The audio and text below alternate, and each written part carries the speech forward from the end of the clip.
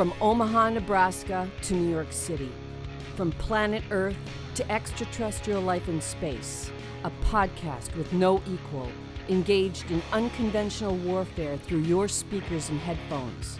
This is a show about embracing the suck, conquering your demons, and finding God in the face of adversity. Chris Tonto Peranto. Twitch is on. Motherfucker, I'm gonna shoot you in the face. Ian Scotto. You know, Ian and I have been dating for a long time. You are now tuned into the Battleline podcast.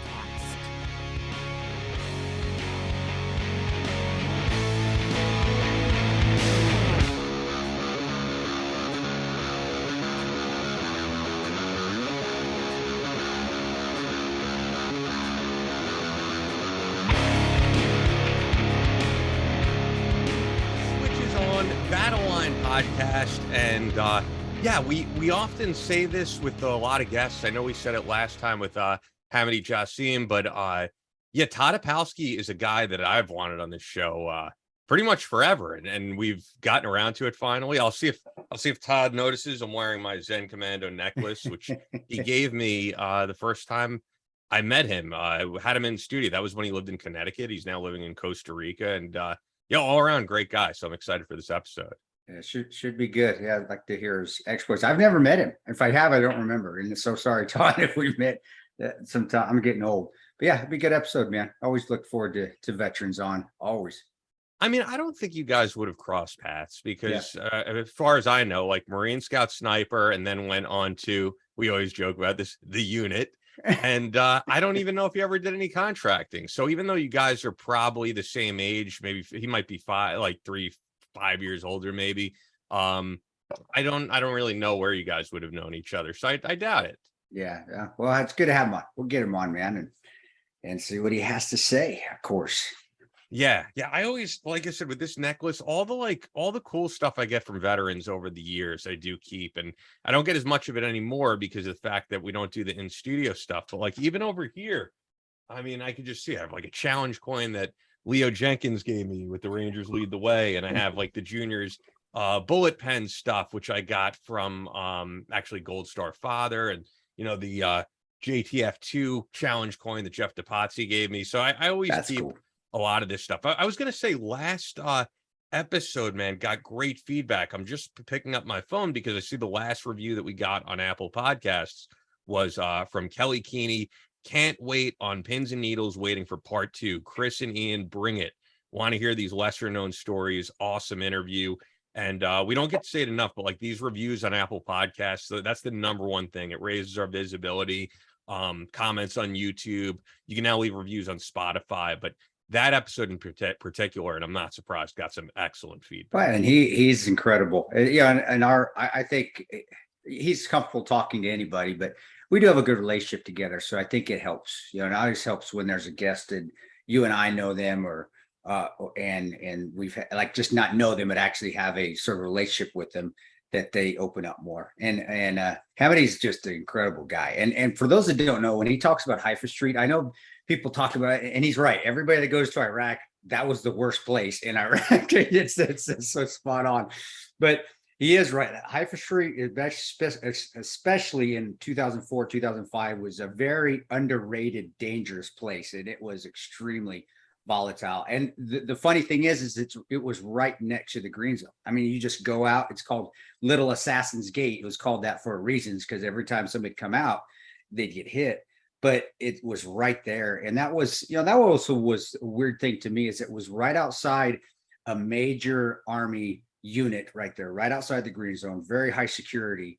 And we could never hold it, but it was right there. I mean, it was just made no sense to me that people would get killed there all the time, because it was, like I said, the U.S. Cav was right on the other side of the wall. And so that kind of started to open my eyes to what really war was back in the, when it, especially urban warfare, and then also nation building, when that's kind of like, oh my gosh, nation building. We can't even hold an intersection that's 20 meters away from a whole division.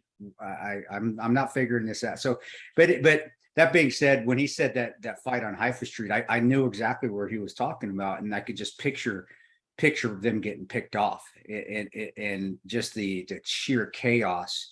and also the horror, man, when you're starting to hear your buddies yelling on the radio, and how he held it together. I'm sure he was a little bit more freaked out than what he was on the show, but I also know Hamidi has whenever you're 12 years old and you're and you're a POW, man, or not even a prisoner of war, you're a political prisoner at 12. Sure. I'm sure he held it together better than most. He held together a lot better than I would have, especially at that time in my career. So just incredible. And I can't wait to have him back on too, because I know the story and I'm still, well, let's go. Let's finish this up. I want to know what happened.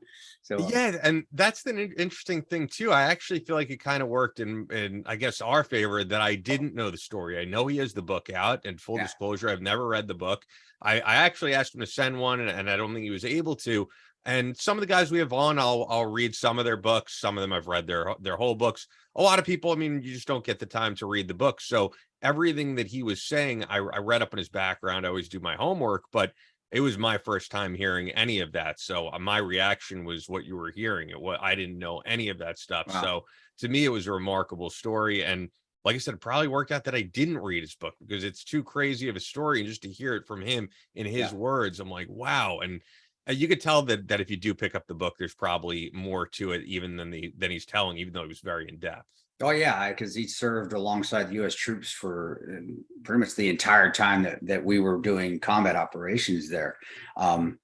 Known overt combat operations. There's still stuff going on there, but it's amazing. Just the places he talked about when there, and I've been to all those places too. So for me, it was wow. Yeah, MOD. I know where MOD is. I know where MOJ, the Ministry of Justice Ministry there. So he was talking about the areas that they were walking between the camps and walking between where he was being held. There's a police academy. That's where we were training police officers, future Iraqi police officers in that area as well. And it is very desolate. I could just imagine being a 12-year-old. I can't, but I can.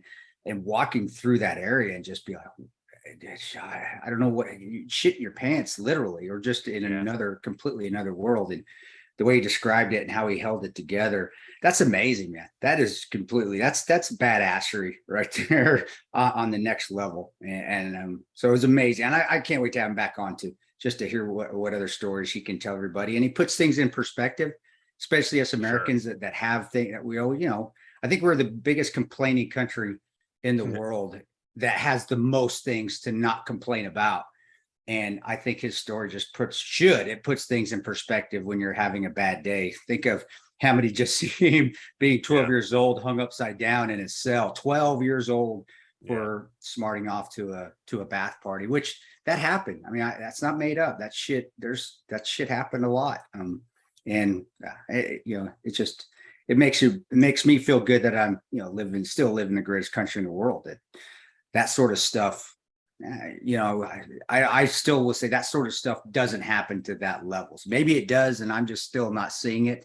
But I mean, of course not. I don't think it. Yeah, I don't think it does. I know there's always somebody out there. Oh yeah, this is the worst case scenario, or when this is a war zone, and this is not a war zone. This is not that kind of place. Go to those places, and then come back, and you'll see how awesome and incredible this country is, even with all its problems that we honestly are self-inflicted the majority of the time. So awesome guy though. Even though, the truth be told, I mean, I do love this country, but you're more and more guys moving overseas. And I don't know if you saw that article about like Mexico is now like there's too many American tourists here, and I tweeted it to Leo Jenkins, and I was like, "This is your fault." There's a lot of like military guys, right, moving to Mexico, like surfing, like Leo Jenkins, and I do think that there actually is a problem in terms of like competitiveness. If you're able to work remote, you're able to live like this is a totally different subject than Iraq, obviously, but I'm just saying you're able to live a much more affordable lifestyle in some of these other countries where people are going, like,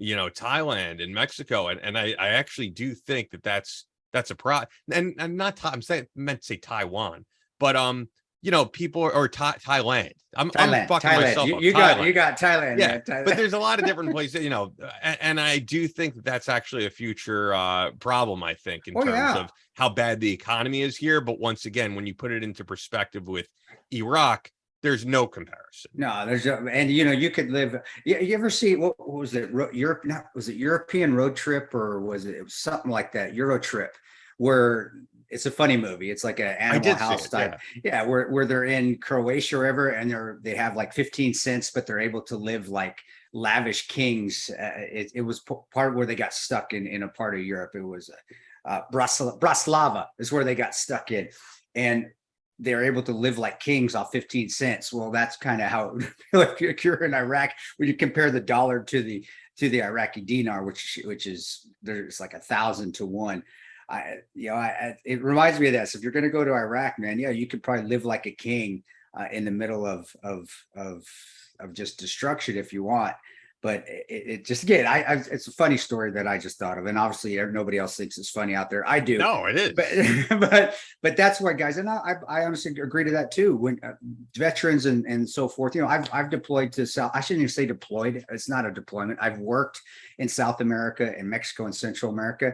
And when you go to these countries and you do see the exchange rate and how far your dollar actually does go.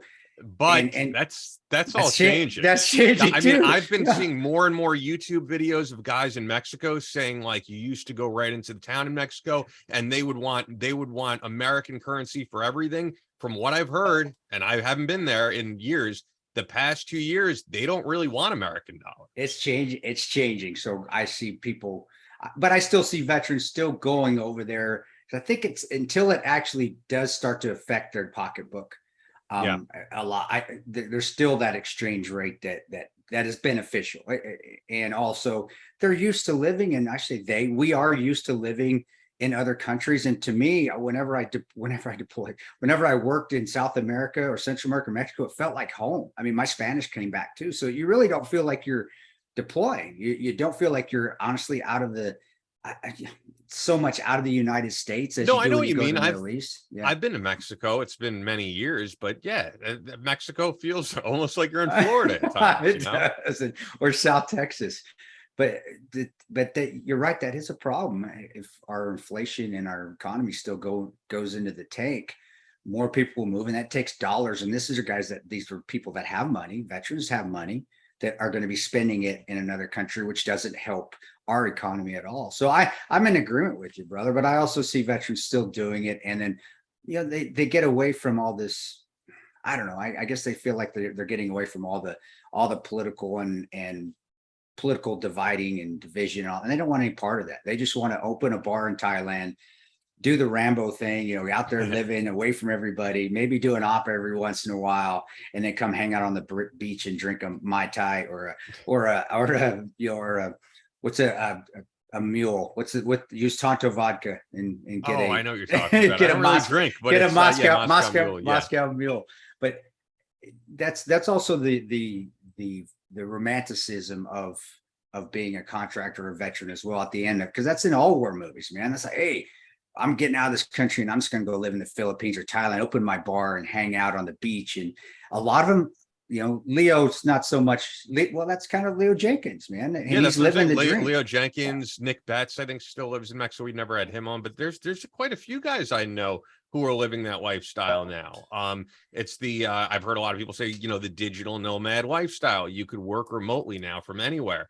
But this actually segues nice into the veteran stuff going on in Florida, because it does have to do with the economy. I would say this very controversial bill out of Florida. Veterans can now teach in Florida with no degree. School leaders say it lowers the bar. I've seen a lot of people giving their feedback, including veterans. I've seen a lot of veterans say they don't like this. I've seen some say they do like this. So this is from USA Today. A potential solution to a statewide teacher shortage issue has education leaders feeling as though Governor Ron DeSantis' administration is undermining the qualifications of classroom instructors. Last week, the Florida Department of Education announced that military veterans, as well as their spouses, would receive a 5-year voucher that allows them to teach in the classroom despite not receiving a degree to do so. It's a move tied to the $8.6 million the state announced would be used to expand career and workforce training opportunities for military veterans and their spouses. Not going to read the whole article, but I did read up on it. And it's not like they're hiring veterans who only have a high school degree. You do have to have a certain amount of college credits.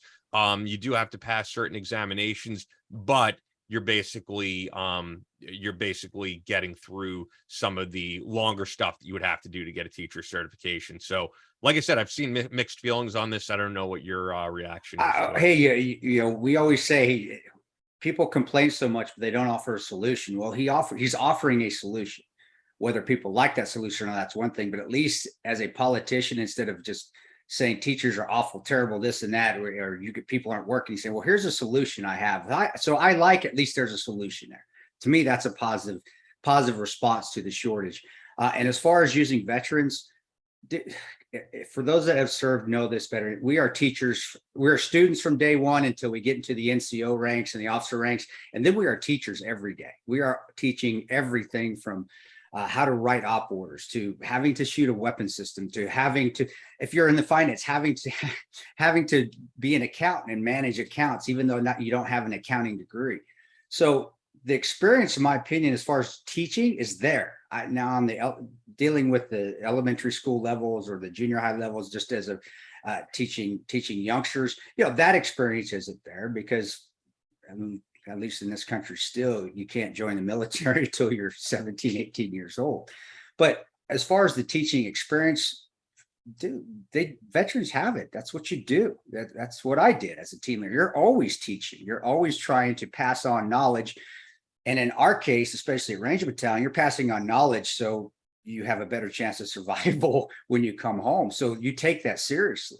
So I don't buy the complaint that, oh, they don't have the experience. Bullshit. They got just as much experience, if not more experience than a teacher.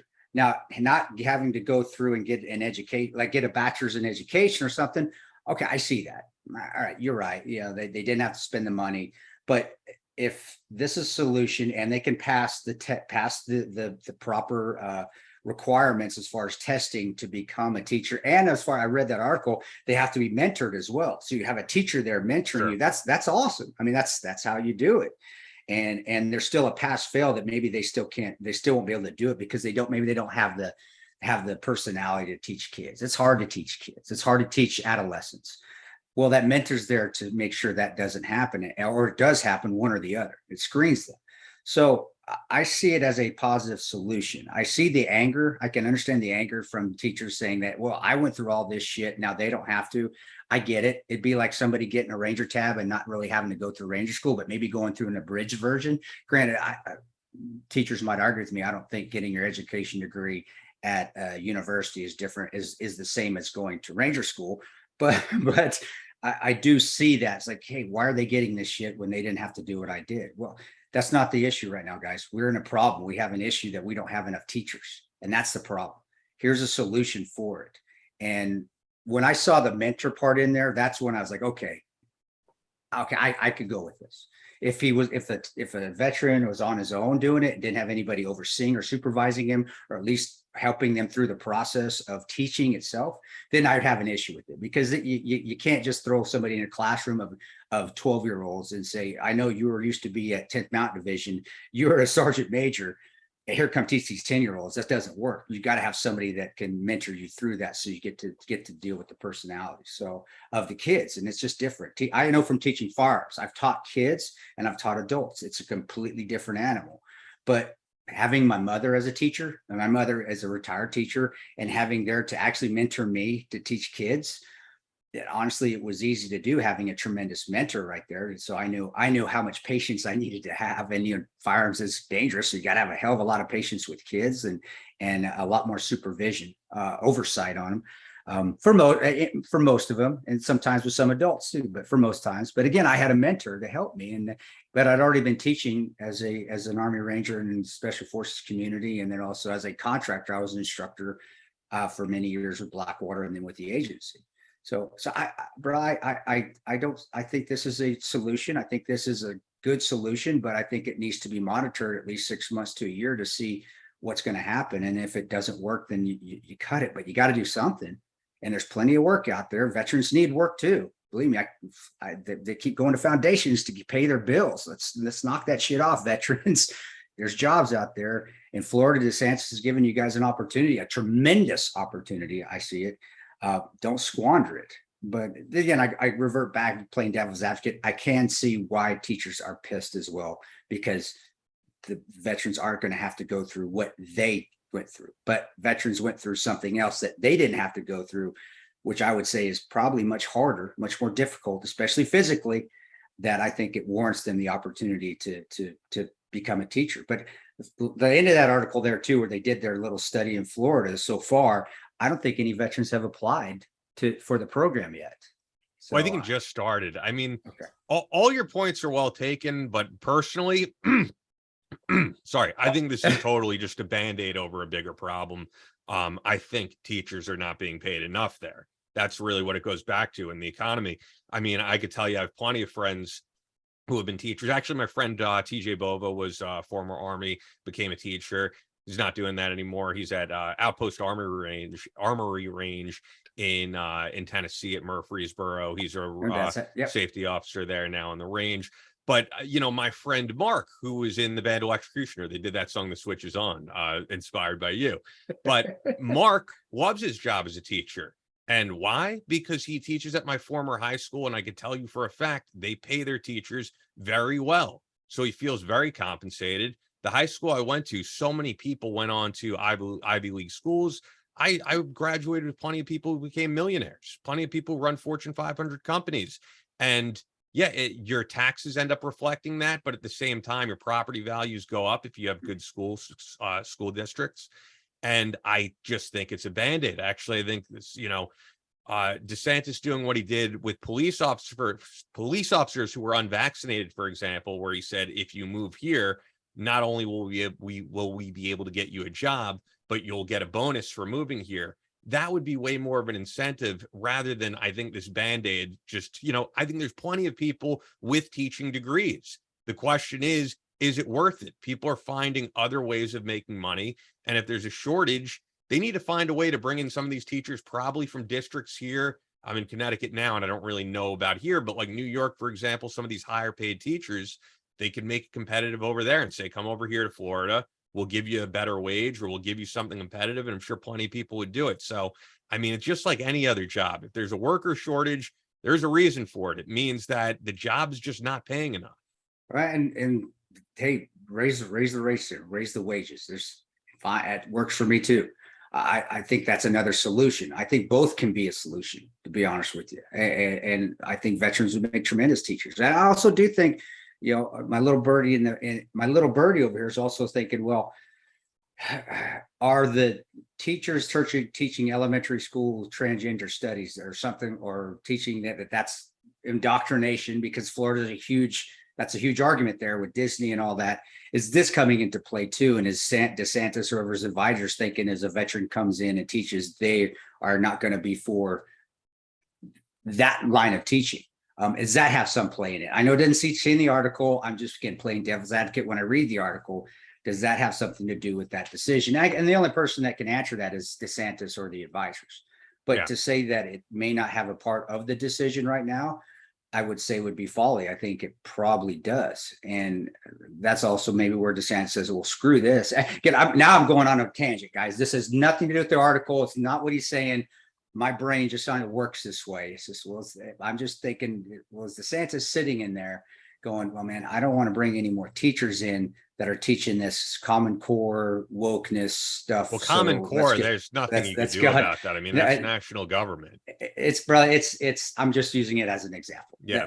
That the right doesn't want to happen. I don't like it. Okay. But teaching let's just say the wokeness thing. I don't want to bring a teacher in that's all full of this wokeness, because to me, that's not teaching either. You're not being a teacher. If you're but he's already addressed that. I mean, to be honest, I wouldn't agree, because he's already addressed that in other legislation. This is totally separate legislation. We do have to get to Todd Apowski, though. So I want to make sure that we talk about our sponsors here. Fort Scott Munitions is a manufacturer of multi-federal patented solid copper and brass CNC spun ammunition. It's designed to tumble upon impact in soft tissue. It leaves devastating wound channels for faster bleed out and quicker incapacitation. It was originally developed to innovate and improve on the standard of military grade ammunition design. It was found that not only did the TUI ammunition outperform competitors in the self-defense industry, but it quickly became apparent that it would be a top contender for hunters and shooters alike. With the ammunition being CNC spun, the tolerances are some of the tightest on the market, ensuring that you receive the same results with each pull of the trigger. Fort Scott Munitions is available throughout privately owned businesses in all 50 states, as well as at FSM.com. You're going to get a special discount through us when you use the promo code Battleline at checkout. Fort Scott Munitions is a proud supporter of Chris Peranto, Battleline Tactical, and the Battleline podcast. So yeah, go there now, guys. As simple as that, FSM.com, promo code Battleline. You'll also get 15% off their merch. And this show is sponsored by Bubs Naturals.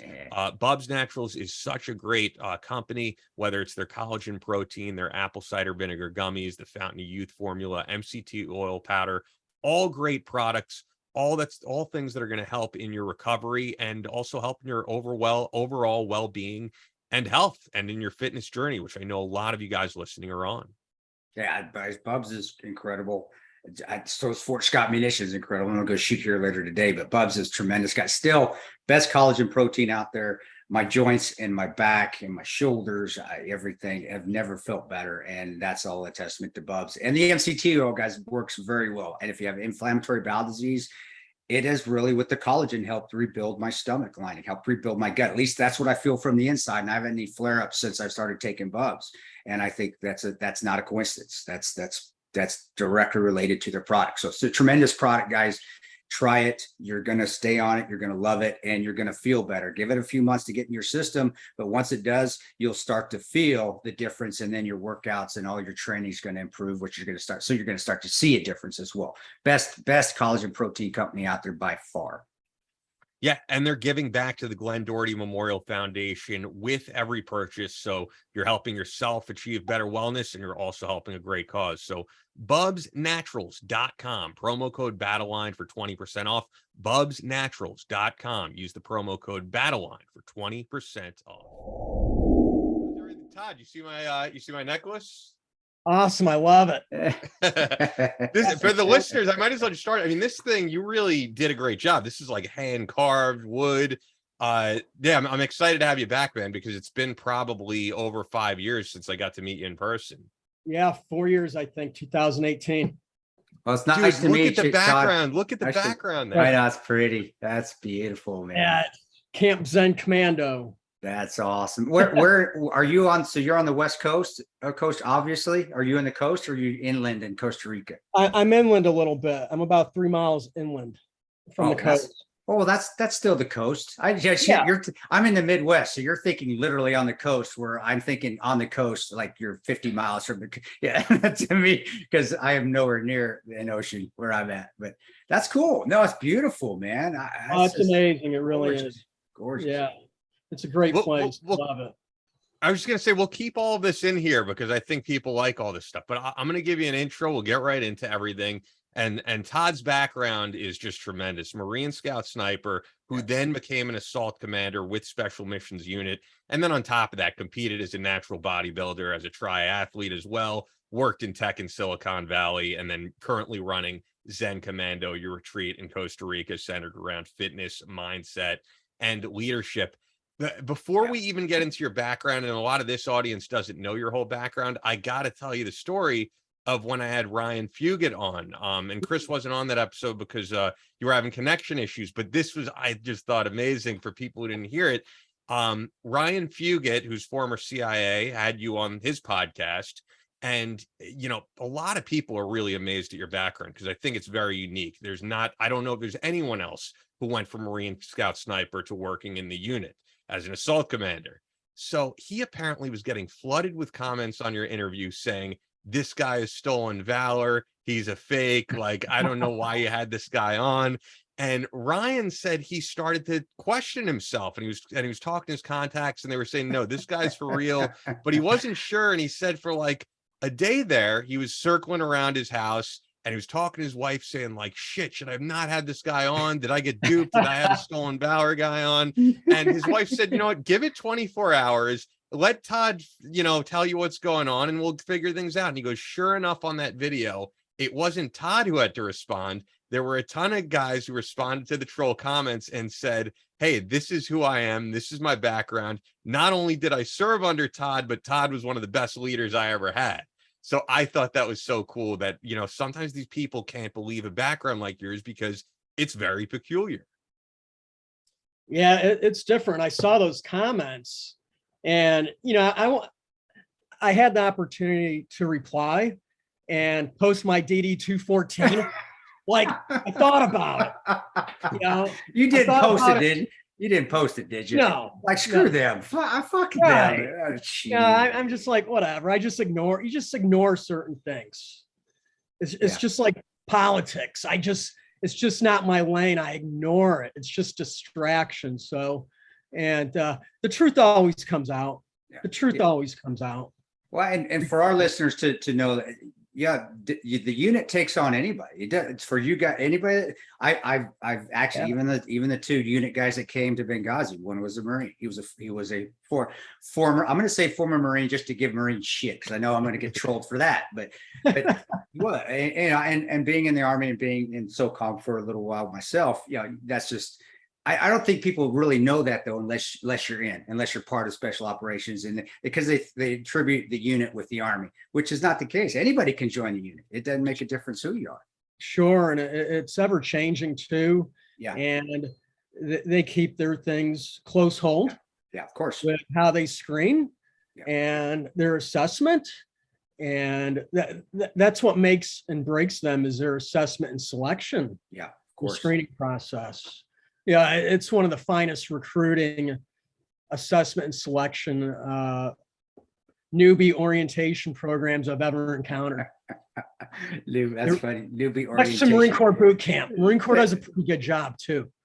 Well, Todd, for our listeners, and some know you, some may not, but yeah, can you start just because obviously we're going to want to have you on again, so we may not get to everything we want to this time, but just can you start from the beginning? And because we get a lot of new people that want to join the military, and just what your thought process was before you went in, or you even thinking like me? I wasn't even thinking. I just got duped to going in.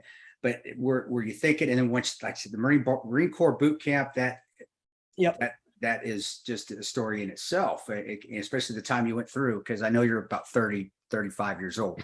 So, yes.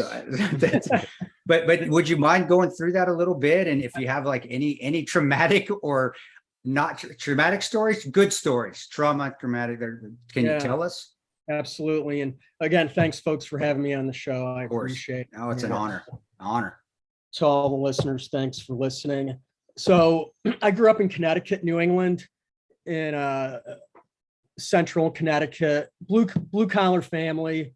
My parents were second generation on my dad's side, from Poland, mother's side German.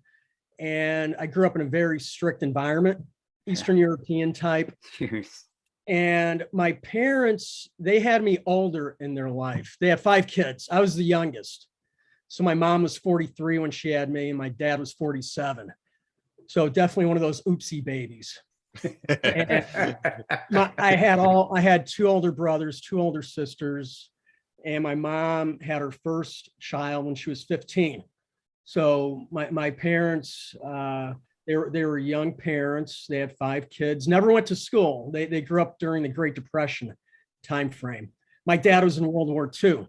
Wow. He fought in Germany, Battle of the Bulge. Wow. And left the war, came back to Connecticut, and went to work in the factories. Where I grew up in central Connecticut, there was a lot of manufacturing at the time.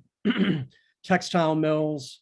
The town I grew up in was known for its silver smithing utensils. It was the silver city of the world, they called it at one point in time. So that's how they met. They met in the factory, and they had their kids. I came later during their time. So I grew up by older parents who themselves grew up in the Great Depression. So they bestowed a lot of their values and work ethics on me. And I share with people, I learned how to work. I learned grit. I learned discipline, and all things are possible. Yep. That's what they imbued upon me, is that anything is possible. Work hard, give it your best shot, and you can attain anything you want in life. And my brothers were examples of that when I was growing up. They were both older than me, and I was the runt in the family. All my siblings are like 6 feet. Yeah, I'm 5'8". I'm like, no. But things happen. Things happen for a reason. And I think in high school and sophomore year, when I stopped growing, that's what I was playing basketball and baseball and realized I had no hope in basketball, no future. So I started lifting weights, and I became a meathead.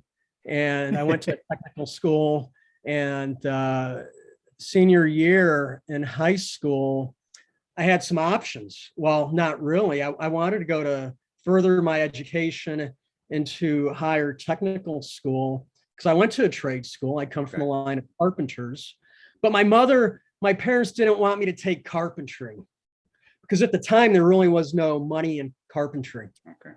My brother was a carpenter, and all the trades people that were making money, the plumbers, electricians, air conditioning repair people, carpentry, there wasn't a lot of money in that.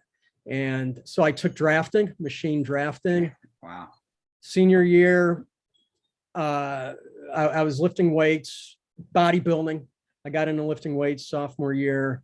And competitive bodybuilding, right? As a natural competitor. Competitor.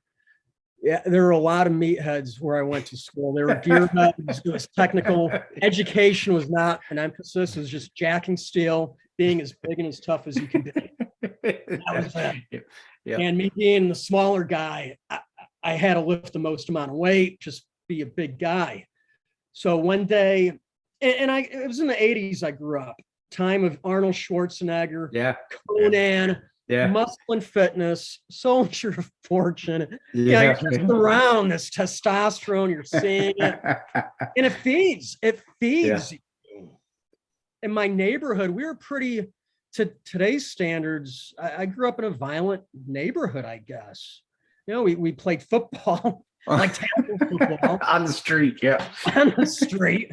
It started out as Nerf football, but then you end up tackling each other and people banged up. And but it was game on. Yeah. So I was competing as a bodybuilder, hitting the gym every day, after school, going to work at night. And one day, when on my way to the gym, I walked by the recruiter's office. Lo and behold, the recruiter's office was right next to the fitness center, right next to the gym I belonged to. And I never paid it any attention. I'd walk by it every day.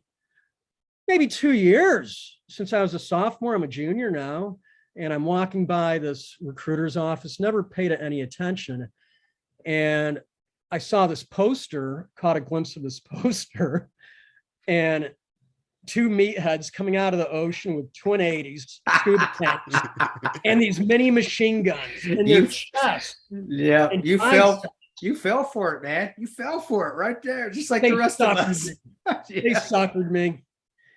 And it had one word: Marines. Mouth open. I'm licking the window. I reach for the doorknob. I walk in, walk by the Army's. It was a long hallway. Okay. Long hallway. The Army was right up front. Probably the most elegant office, huge office. And then the Air Force, nice office. Navy, nice office. And the Marine Corps at the end of this hallway. They had the janitor's closet. Yeah, they had the janitor's closet. Janitor's closet. A field desk. That's hilarious. And a couple foldable chairs, and the recruiter was in there. And it was a black guy, black recruiter, staff sergeant. And he was ripped. The guy was just a Hulk. He was sitting at his desk, and he was pretty intimidating. And he said, "What do you want? Why are you here?" And I asked him about the poster in the window, and he said, "Oh, shit, you can't, that Marine Recon. That's the baddest mofos of the most elite fighting organization in the world." I'm like, "Sign me up." Sign me up right now. I want to be those guys. Sign me up right now, man. That's right now. So that's how it went down. I took a test, handwritten test. With the ASVAB, right? Is that Whatever it was. What did you have to take? I don't know. Maybe in the Marines, maybe he threw you something else. Maybe y'all had to do something. He threw me some math paper and some crayons. Simple math. And I went home, and my parents had gotten home from work at this time. And my mom was in the kitchen. My dad was in the backyard reading the newspaper. That's what he every day he'd come home from work and he'd go in the back on the back stoop, read the newspaper. And I told my mom, I said, hey, I'm joining the Marines. And she looked at me with like, what just happened? This is the last thing we ever had thought. And she started to tear up. My mom was unemotional, zero emotion. I never saw her cry. She never complained, whined. She just made it happen. Total alpha female. And it was the first time I saw her get teary-eyed and like, she's going to lose her son to war. I mean, she grew up in a time of Great Depression, saw World War II, saw Korea, saw Vietnam. My brother grew up in the 60s. He dodged Vietnam. He went up north. And we talked about that. And, that was his choice. And I don't hold that against him. But my mom looked at me. She's like, well, go tell your father what you just did. So I went back and I told my father, and he looked at me and he said, you damn stupid kid. What are you thinking? Apparently you're not. He said, whatever you do, I'll give you one piece of advice. Do not go infantry. And so that's where you're going. No, as a parent, he mind fucked you there too. He wanted you to go infantry. That's why he said, don't go infantry. Don't go infantry. But he did mean that with his heart and soul, because he suffered a lot. And at the time growing up, I didn't realize it, but because people of that generation, they hid their feelings. There was weakness. And he showed me, he never talked about World War II, but I know he experienced a lot of things and he carried that with him back, but he dealt with it. So I went in the Corps and Marine boot camp, not knowing really what I was getting into, just from what I saw on Heartbreak Ridge, Gunny Highway. Recon. I knew I wanted recon, the elite of the elite. I wanted to scuba dive, jump out of airplanes, travel the world. As kids, we always played Army, Cowboys and Indians. We were some pretty active kids, but I really didn't realize what I was getting into. So went through Marine boot camp, and Marine boot camp was an amazing experience. I think the Marine Corps from day one, and I can't speak with the other services. Sure. I've been to U.S. Army Ranger School, which for me is the best school I've ever been to, education-wise. Yeah. It's the #1 school I've ever been to. But Marine Corps boot camp, from the get-go, day one, they teach you leadership and teamwork. They instill into you how to be a leader. They give you classes on how to be a leader. They give you these principles, these traits, JJ, did, tie, buckle. There's an acronym for everything. And you memorize these things. And I thought it was great because they break you down. They shave your head. They make you all look alike. And you're all recruits at that point. You're not a Marine until you graduate. So you're just a number. I was roster number 42, recruit, and we were all Marines. We had one color. Yeah. We were all green and everyone was equal, and they teach you leadership and teamwork and relying on one another. And then all those foundational skills. and they do an amazing process. And I think, and I am a little bit biased towards Marine boot camp. Then you graduate, and that's when you earn the title United States Marine, and you're like just pissing vinegar. You're ready to take on the world. Iwo Jima, you name it, you're there. Yeah. Awesome. Everyone is just highly motivated. And then you go on to your secondary school. And in my case, it was infantry school. And that was another couple months. And I had an opportunity during the MOS training, infantry training school. The recon recruiter came. They came to the basic infantry course, and they were looking for candidates to screen for recon. And I knew I wanted to go to recon. So I signed up, and the test, the indoctrination, was on a weekend. It was on a Saturday. So that was one step. They held it on a Saturday, which I thought was pretty smart, because during infantry training school, you get weekends off. Yeah. So if you show up on Saturday, that's kind of like, okay, this guy's got a little bit of, heart in him. He could be on liberty right now, drinking and chasing skirt. But I went to the indoc, and it was early morning, and they picked us up in a bus, took us to Mainside, Camp Lejeune, North Carolina, to the Force Recon headquarters, went into the office, and there was a staff sergeant sitting behind the desk, and we were all in line, and I was one of the first ones to go in. And I went in, and he had my record book, and he's looking at it, and there's not much in my record book at that time. I did graduate top of my class in recruit training, so I had that going for me, but whatever. But he's looking at my record book, my medical book, and I'm there in front of him, and he was a squared away guy. He was an E6. Sure. His uniform was well dressed, spit shine boots at the time. We still had spit shines at the time. The guy was just very articulate, very professional, just different from the Marines I'd met up until that point. I knew he was a professional. Like, this guy knows his stuff.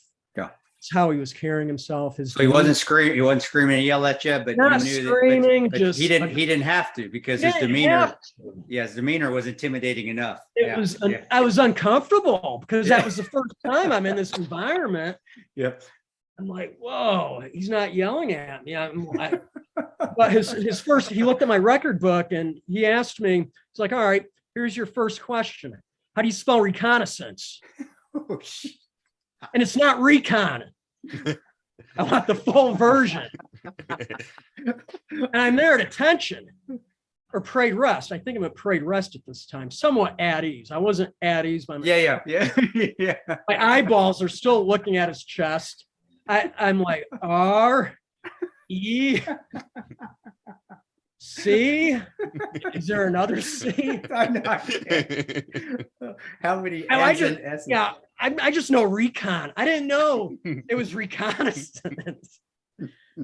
And again, academics was not impressed upon me growing up. It was just hard skills. Up until this point, it's just been hard skills. Hammering, cutting wood, throwing dirt bombs at one another. Dirt bomb. Telling USMC. So I got to recon, and I spelled it wrong. And he said, all right, you failed, get back on the bus. And I gazed at him, mouth and eye. He's like, one of the basic things we need here is a trained observer. That's what we're looking for. Obviously, you're not going to make a well-trained observer, because it's written right above me. It was like, holy shit, that's awesome. I'm 19 years old, and I've been dreaming of this for 3 years, being recon. So I went back to the bus and licking my wounds. And an hour later, he comes back out, and he says, all right, you get another chance, get in here. So I went through the process, and then got to the physical part.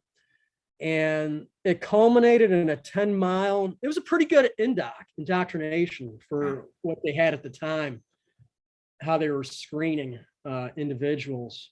But I got to the last part, and it was a 10-mile force march, 45 pounds. I fell out. I couldn't finish it.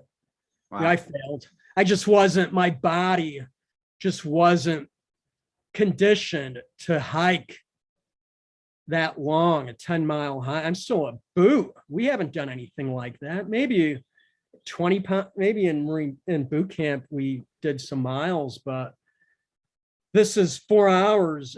We've already done a PFT. We've already done the run, the swim. They've already beaten us down. Obstacle course times 3 times, whatever. And now we're doing this 10-mile ruck run. And I fell out. I just bonked. Got back on the truck, went back to School of Infantry, finished training there. Then I went to the Grunts, to the infantry, 2nd Battalion, 2nd Marines, did my time in the infantry for about a year. Then I transitioned over to a sniper platoon, sniper platoon. And that was a great experience. I went to sniper school, learned how to become an observer. You've got it. How to become a trained observer and a trained gunman, a Marine sniper, which at the time, we're still living off of Carlos Hathcock. Yeah. His legacy from Vietnam, the United States Marine Corps Scout Sniper Program, probably one of the finest in the world. 1 shot, 1 kill at 1,000 yards to graduate that school. It's high achievement. It was a very tough school, challenging, stalking. And I learned the importance of attention to detail. I think that's one of the key takeaways from going through that type of training, sniper training, attention to detail, from not only shooting a rifle, but just movement, being deliberate, stalking, hunting. It's a hunting school. It really is. Wow. And you're being trained to hunt human beings. It's the ultimate hunting school. And it was an incredible course. And I finished that, went back to the Scout sniper platoon. And then I screened again for Force Recon. By this time, I had a couple of years underneath my belt, and I was more mature. I was an NCO at this time, non-commissioned officer. Yep. And they were looking, reconnaissance.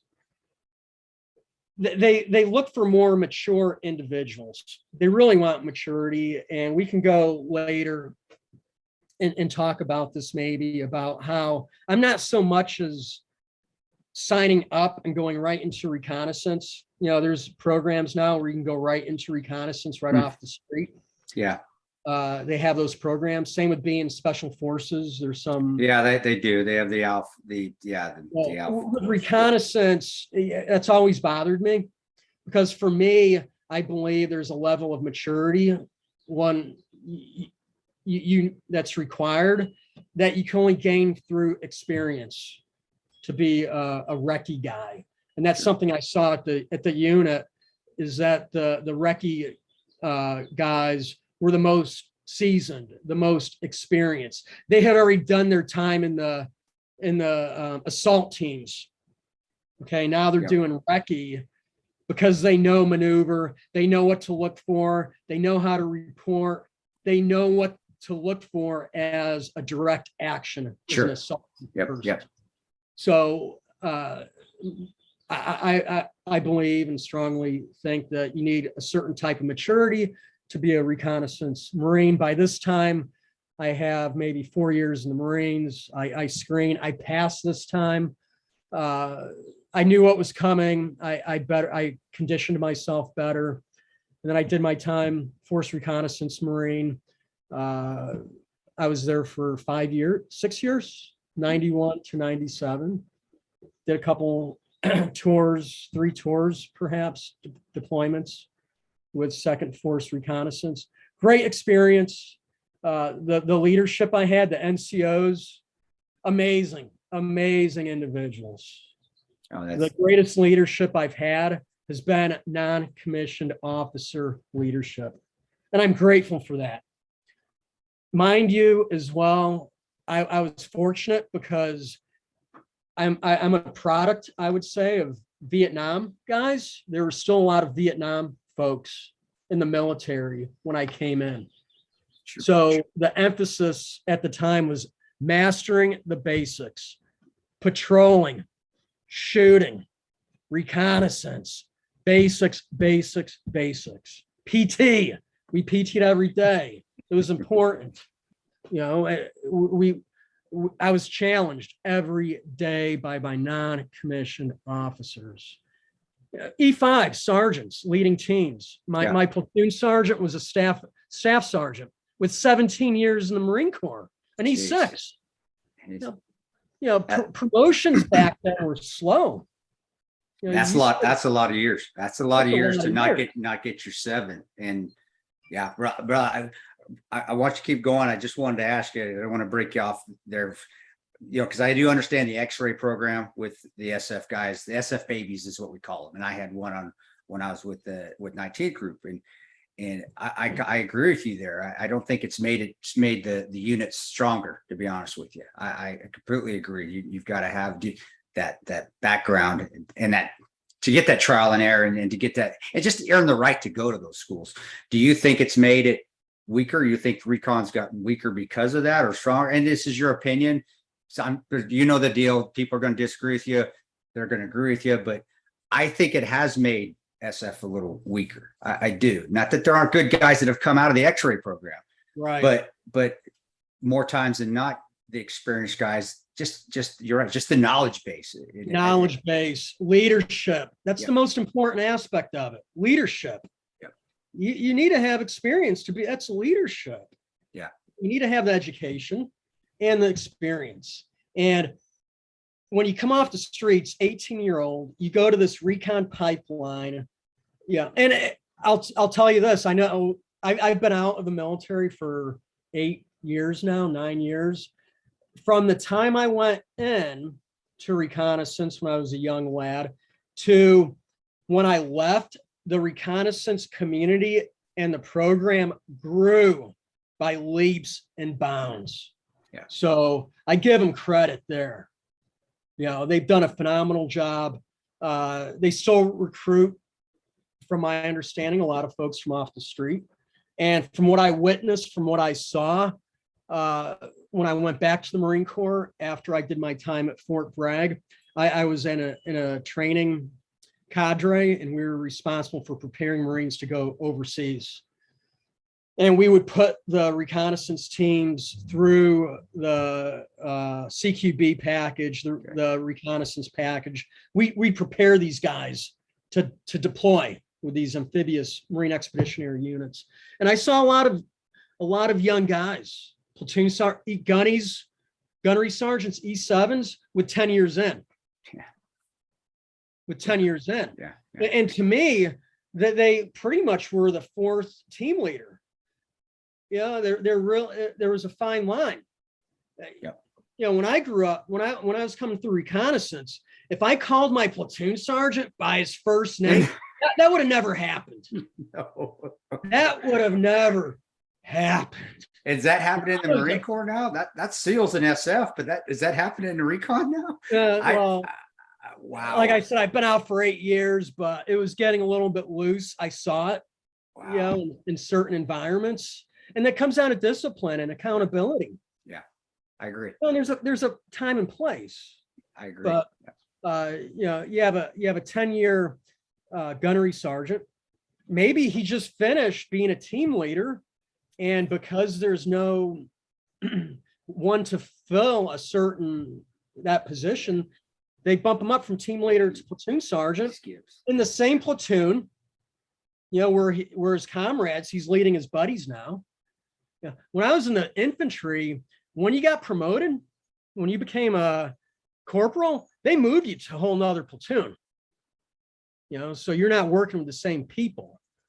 You know, so you're better able to lead a different group of people. But there was some, I think going back to the maturity thing, there's something to be said about having seasoned guys, experienced, reporting, collecting information, knowing what to look for, being able to report it back, and not compromising yourself on the objective. Compromise is not an option.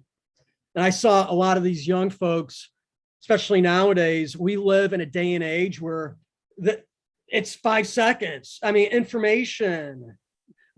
Patience is a lost art. Yeah.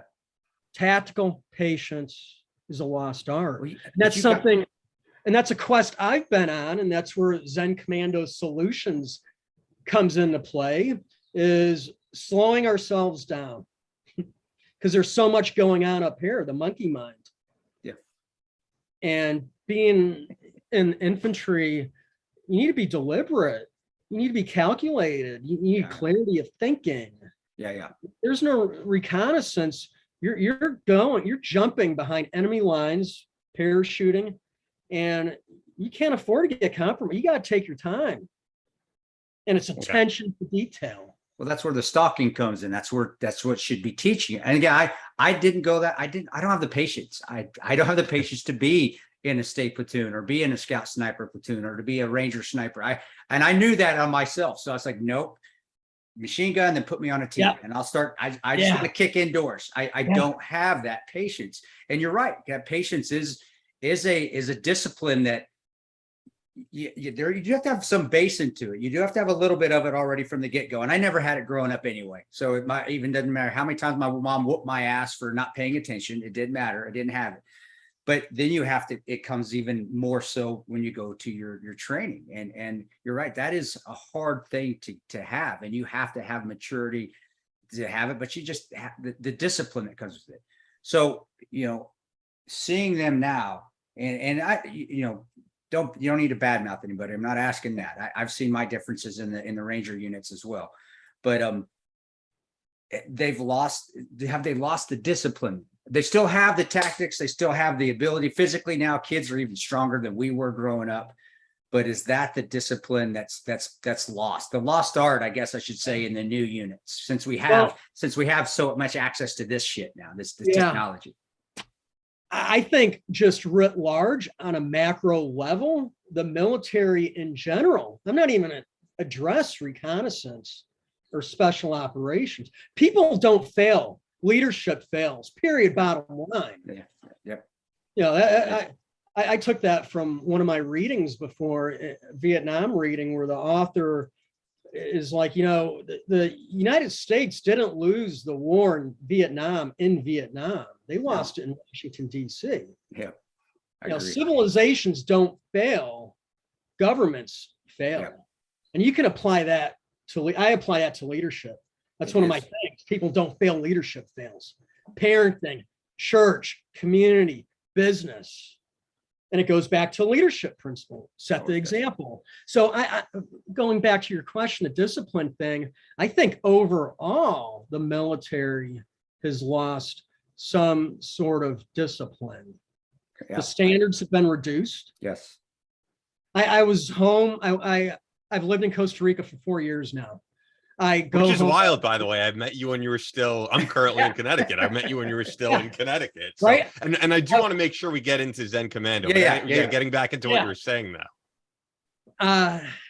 Yes. So I went back and there was a military base, Navy base, submarine base. And I would go there and lift weights there. And you just look around at how folks carry themselves, how service members carry themselves, how they address one another, how they address civilians, how they wear their uniform.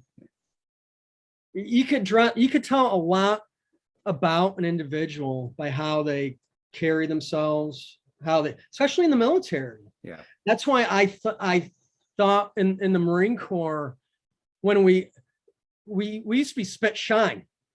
In garrison, the 82nd, Army, Rangers, when you're in garrison, you're dialed in, man. Yeah. You got spit shine boots, your haircut is fresh. There's something to be said about those attention to details. Hey, you have Starts- an Irish pendant on your shirt, or you have a nose hair. What's wrong with you? Go beat your boots. Then we went to these uniforms that you don't have to press, these boots you don't have to polish. We got away from these certain essential basics. You're right. You're right. And it builds pride in the individual. Yes, this was a pain in the ass to spit shine my boot. Starch and spits. I always had to have a set of starch and spits ready to go, always. And it did take away from that pride that I felt when I had it. It was those little things that you could tell, yeah, that kid's got heart. He's there. He's consistently squared away. Now, that doesn't always transcend into the field, but into the bush. But majority of the time, from my experience, working with the finest infantry soldiers in the world, and two of the best infantry soldiers I've worked with are our British friends, the Brits, phenomenal infantrymen, and the Aussies, the Australians.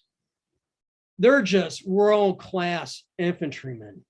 The basics, camouflage, continuous. No one has to tell them, hey, you need a camouflage, mate. Put some paint. No, it's just like second nature. It's like, and when they leave the field, I worked with them, and they would leave the field the same as they would go in. The camouflage was continuous action. And, it's the same. I want to make sure. I want to make sure that we get into what you're doing with Zen Commando, as I said, because the last time I spoke with you with my previous show, this was kind of a dream. But I was going to say prior to that, I want to make sure we get into the unit as well, because right now we've gotten into all the Marine stuff. I think people will want to hear your experience in, what we always need to call the unit. But people know what we're talking about. The unit. I strained. There was an opportunity that came up. There was actually a point in time, 1996, I wanted out of the Marine Corps, and I was going to go the SF route. I was going to get out and enlist into the Army. That was my option. Get out of the Marine Corps. I had two options: get out of the Marine Corps, go SF, or stay in the Marine Corps, go officer route. I ended up staying in the Marine Corps, going the officer route. Cool. Went to school, became an O. Fast forward, there was an opportunity to screen for the unit. I heard about it. I got a phone number for the recruiter, or it was an email. I called him up. He's like, give me your email. He sent me all this paperwork, did the paper process, and went through the screening and assessment, which was about a year-long process. Their screening and selection from start to finish. It's about a year long, and it's a series of different types of assessments, paperwork, interviews, and then you can take the assessment itself, the 3-week assessment in the remote location they have, and that's just navigation, movement, PT on steroids. So I got invited to go to that.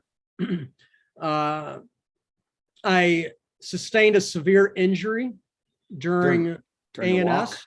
So I tell folks their assessment and selection, it's one of the finest assessment and selections in the world by far, because they're screening. They've been doing it for years, since 1978. They know the type of person they're looking for. They have it dialed in. They know the exact characteristics, traits that they want in an individual. And it's modeled off the British SAS. Sure. And the British model is like, hey, we want individuals. We want individual problem solvers that have the discipline to work as a team. That made sense to me.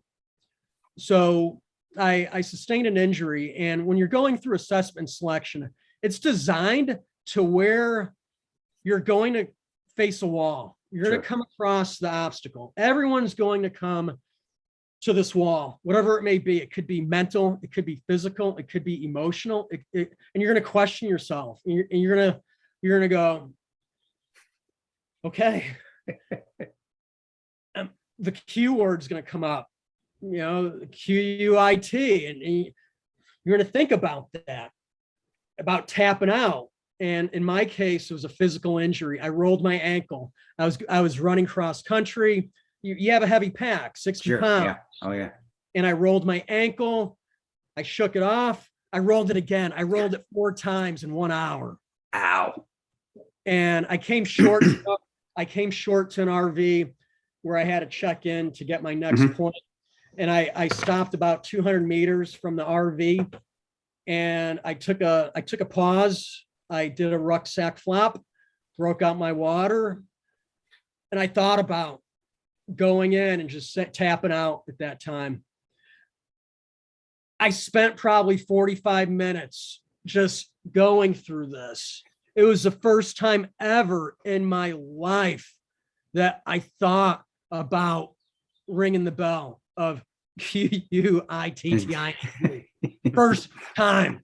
And I was trying to justify it. I was actually trying to justify it and saying, yeah, an injury, that's okay. That's justifiable. That's an honorable way. That's an honorable way out, right? That's an what you honorable think. way. It's an honorable way out. To fall on your sword, Yep. They won't front, and you might get invited back and get another chance. That's cool. And at the time I was reading Gates of Fire by Stephen Pressfield about the Battle of Thermopylae, 300. Wow. 300. And I took that book with me as motivation, and I would read that at night. When you had time, I would read Gates of Fire for inspiration. And I'm there contemplating on whether to tap out or not. And I have a sprained ankle, and it's pretty swollen. And at this time, I'm wrapping Gorilla Tape around it. And I'm popping Motrin, because that's what we go to. Motrin and Moleskin. It's like, hurt yourself. Here, put some Moleskin on your head. 5 crayons, Moleskin, and 10 Motrin. 10 Motrin, you're good to go. Yeah. Good to go. That's So awesome. I thought of Gates of Fire. I thought of the Spartans.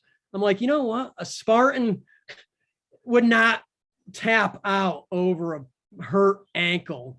Put your ruck back on, get your ass up, walk over to the RV and get your next point.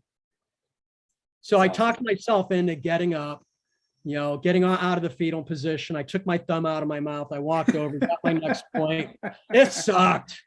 It was 40 minutes. Mind you, I just wasted 45 minutes. Yeah, you're on a time. You're on a time, and man. Everything there. That's the state. Everything's timed. Yeah. Everything is timed, and there's no gaming.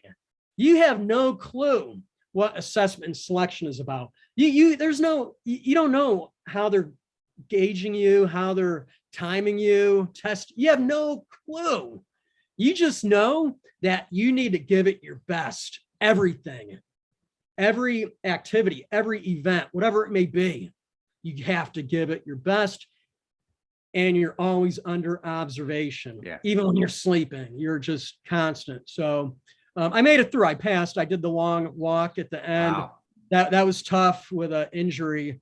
The 40 miler, I think we all know about the 40 mile at the end. That's the long one. And, I finished that and passed selection. Then I went through the advanced training.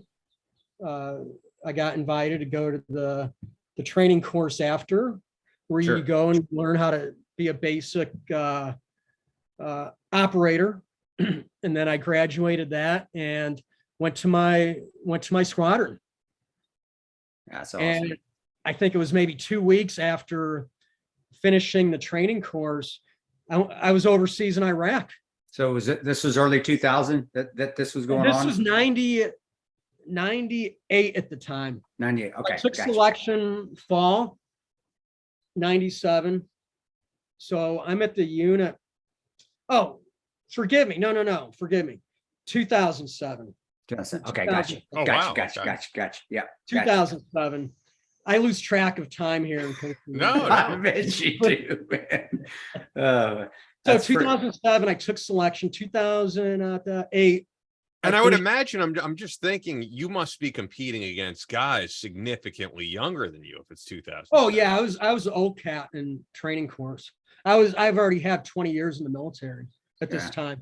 Wow. Wow. All these guys there were some young ones in there. You know, one of my mates was in Benghazi with you. Great Marine. And but yeah, they were all young guys.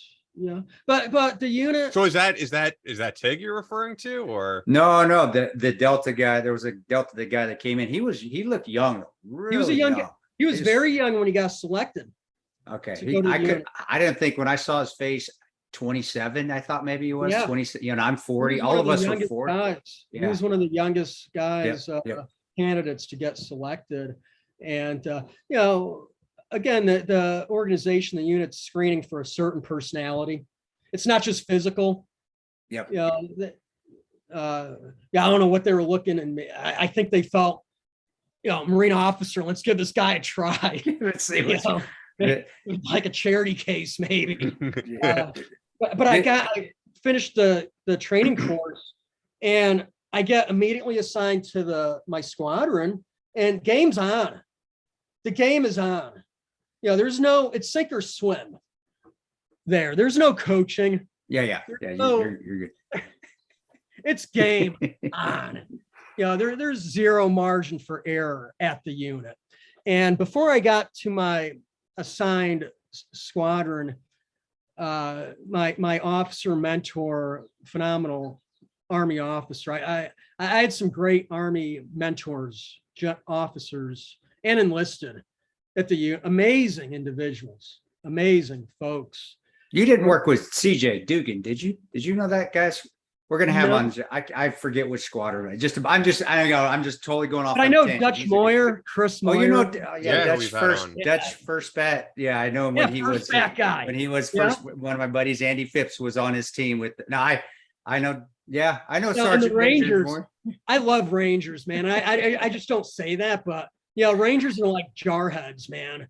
Yeah, they just want to break things. They're a little bit more precision like, but they're just pissing. And Chris is one of those guys, you know, and I went to the squadron, which was pretty Ranger intense. They recruit heavy. I mean, they do recruit heavy there, and I think that's just because of basics. Basics are hammered. Basics are hammered. Yeah. And that's why I loved Ranger School. Everything was here's a task, standard condition. Standard condition. Task, standard. I took that away from Ranger School. You know, it was an amazing school. I learned so much: weaponry, machine gunnery, more. It was just amazing, and you learned basics. And so my officer mentor, he told me before I went to my assigned squadron, he said, "There's 3 things that will make or break you here at the unit as an officer, because officers there have a different role compared to an enlisted operator. We're not door kickers. You know, officers, our responsibility is to resource and synchronize the mission. Sure. Resource and synchronize. Make sure you get the boys from infill. You cover it all. You make sure they're set up for success. Sure. You know, you provide them with every tool imaginable to set them up for success. If they need something, you get it to them. So officers, that's what we do there. That's huge responsibility. Huge responsibility. Man, monstrous. Huge responsibility. And you're also interfacing with, you do a lot of interfacing with other agencies too. Yeah. You know, you're doing a lot of traveling, this and that. Yep. You know, because the guys, operators, they're fighting, they're blasting, and they're PTing. That's what they do all day. You know, they're hitting the gym, they're hitting the mat, they're shooting targets, they're blowing things up, and they're doing that. And they're rehearsing time and time again. My officer mentor, he said, "Hey, there's 3 things that will make or break you here as an officer. Your competency, okay, that's a no-brainer. Your competency, you know, because that's your credibility. Can you get the job done? 2, your integrity. And we know the value of integrity, not just on the officer side, but all throughout. But you know, people fall. Warriors fall on their sword. There are times where you fall down, and you do. And I've been a integrity violator in my life, and I'm not proud of it, but I've learned from it. Yep. And it was a mistake. And I had a support network to correct me. And I wasn't a repeat offender. If you keep making that same mistake, that's when you're fucked up. That's when it's time you're out of here. Yeah, learn from the mistake. Don't do it again. Be a better person. You're out of here. Yep. Interestingly, the unit doesn't tolerate one mistake. You're gone. Yeah. It's big boy rules. And that's one thing I love about that type of organization. That's why I work by myself now. I have my own thing. Because I can create my own standards. Sure. It works for me. So competency, integrity, and the last thing he said, this is the most important of all three: relationships. And that was an aha moment for me when he said relationships. And he said, here at the unit, we value relationships. And he's speaking writ large to me as an officer, because I'm going to be, one of my roles, one of my duties and responsibilities is communicating with other agencies. And I've never been a good communicator. I grew up in knucklehead environment. My parents, zero education. Their communication was through they instilled fear. That was their communication. In the Marine Corps, I didn't know how to communicate to the level. I'm with these Army officers, West Pointers, these thoroughbreds. They've been born and bred as blue bloods. Their parents were off, their father was off. These guys are just like amazing. And I'm sure you saw in the Rangers, some of these Army officers, these West Pointers, just amazing. Amazing soldiers and officers. But he said the last thing is relationships. That will make or break you. So while you're here at the unit, be mindful of that, of the relationships you make, how you relate to your peers and your men, and others, because there's going to come a point in time while here at the organization, you're going to be put in a situation where you're going to be looked upon by everyone, and you're going to have to make a decision. There's going to come a point in time. It's not a matter of if, it's going to be when, and people are going to be looking at you, and you need to make this decision, and they need to be able to trust you making that decision. And you need to be able to instill that trust and confidence, and that only goes with those relationship skills. What did you have that? And if you can't talk about it, I get it. No worries. But did you have that, or do you remember that point where you were faced with that relationship obstacle? Absolutely. Just about every mission we went on. That's at the unit. Yeah. At the unit, the missions, the operational tempo, it's insane. Crazy. It's insane, especially when the unit was assigned to the Iraq and Afghanistan for all those years. And it's just a meat grinder. And the teams, these guys are going out 2-3 times a day, and they're just hitting it. They're hitting it, and they're hitting it. And Afghanistan, the unit came, I don't want to say late to the game, but the unit, the Dam Neck guys were tasked with Afghanistan for quite some time. Yeah. And the unit guys were over there in Iraq. So that's how that was pretty much split up from what I remember. And then the efforts in Iraq started to dwindle down, and more initiatives were being placed in Afghanistan. So the unit started sending guys over to Afghanistan, and my unit, my troop, was one of the first to go over there. And Afghanistan, totally different environment, different terrain, different types of tactics. Terrain drives tactics and how you approach it. But the principles remain the same. The unit prides itself on principles. And there's principles, and that's Zen Commando. A lot of the teachings of my curriculum that I talk about, and I'm going somewhere with this. Segue into this is perfect. Segue into relationships. Zen Commando is all about relationships. I picked this up from the unit when that officer planted that seed about how important relationships are. Dude, I'm so excited to hear about like what this thing has evolved into, because of the fact that it's like, when I first met you, this was an idea in your head. You had it all mapped out. You said, I have a place in Costa Rica. I want to teach leadership. And fast forward to now, it's operational. But I see videos of you on Instagram completely naked with I think a spear in the jungles of Costa Rica. And I'm like, what is Todd Apowski up to?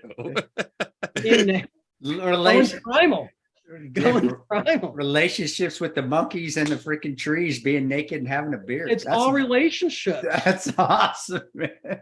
Don't network. And I learned this in business school before I left the Marines. So the three things I took away from the unit really were, when I went back to the Marine Corps, my tour at the unit was 4 years. The Marine Corps found out I was over there. They wanted me to go back to the Marine Corps to share my knowledge. Sure. What I learned. Hey, we want to, what did you learn there? What cool tactics did you learn? I'm like, I didn't. Tactics are tactics, man. Tactics are tactics. Yeah. Principles are principles. I learned the same Ranger school, infantry officer course, sniper school. They put their clothes on just like we do. People think it's some secret difference, magical, use the force shit. I tell them, it's like, no. Angle's an angle. A corner's a corner. Angles, front sight picture, man. It doesn't change. Yeah. You got to master that first. Yep. So those were the top three things I took away. Most importantly, relationships from the unit. That's awesome. And I share these when I teach people here, when we talk about mindset and dealing with uncertainty, problem solving, how to be a problem solver. The unit, no is not in their vernacular. When they're asked to do something, we'll do it. There's no, it's possible. All things are possible. It's a mindset. And they screen people that have this type of mindset, that all things are possible. So relationships I took away, all things are possible, be a problem solver, and contingencies. Rehearse. Rehearse the person you want to be. You want to be calm, cool, collective, centered. Be that person. Practice doing that. Practice, envision who you want to be. So I went back to the Marine Corps after the unit, did a couple of years there, decided I was going to retire, left the Marine Corps. I no longer wanted to work for the government, military. I wanted to do something totally 180. So I went up to Silicon Valley. Yeah, heard that. Went up to Silicon Valley. I wanted to learn. I wanted to test myself in a new environment. I wanted to throw myself out there, and I knew tech was important.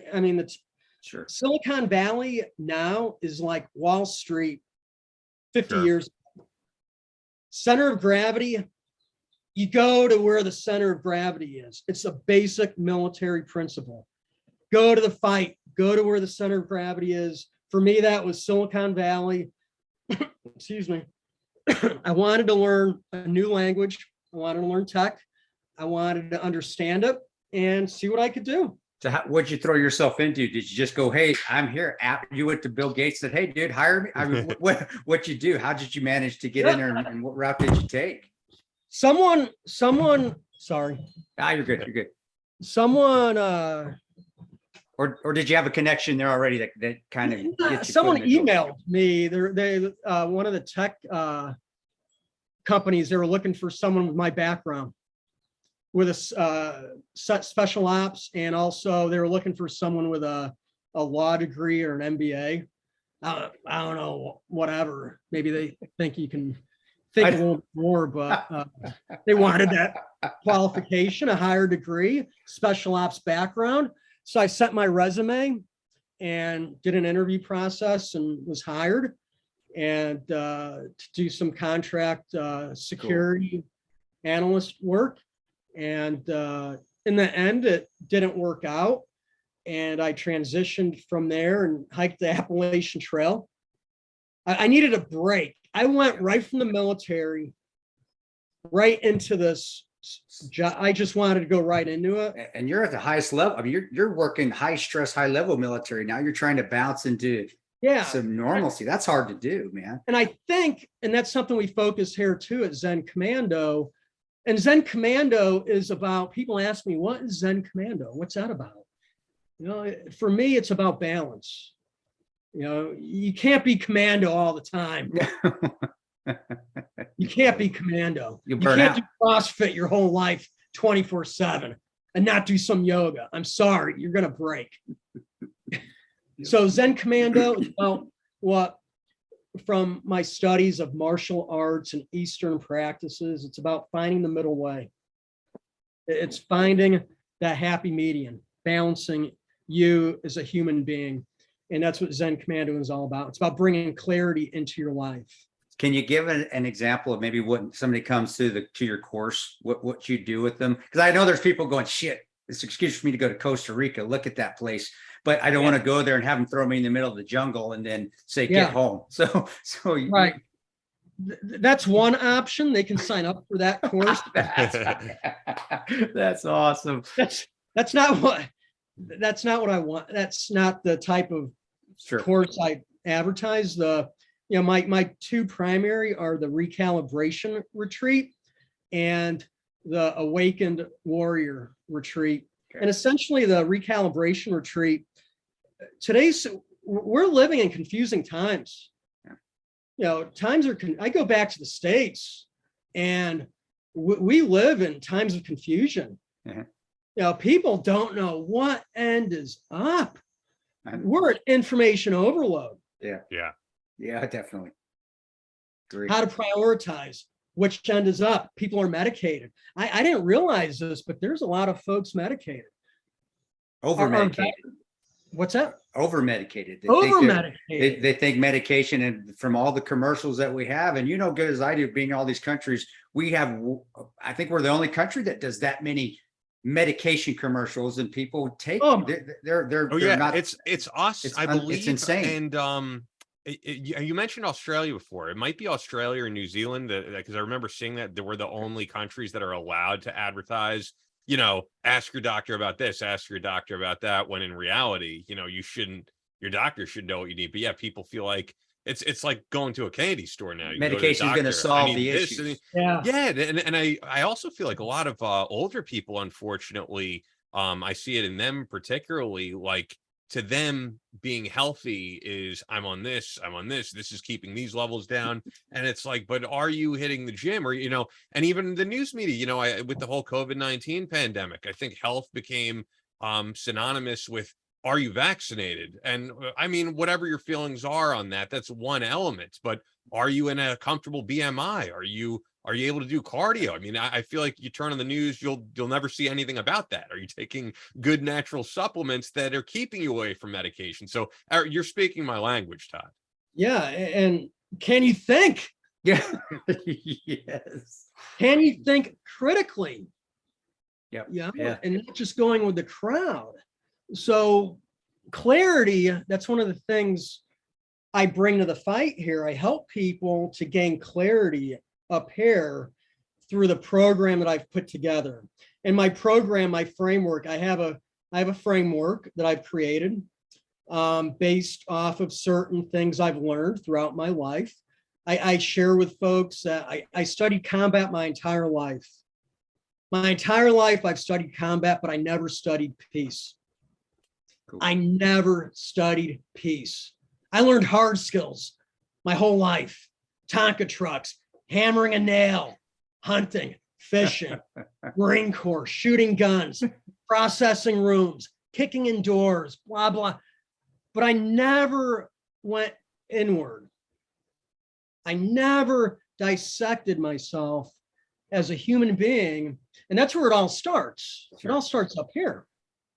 that was one of the things I took away from my time in Silicon Valley, where I spent 4 years working at a tech company and then doing a startup with a couple of friends of mine.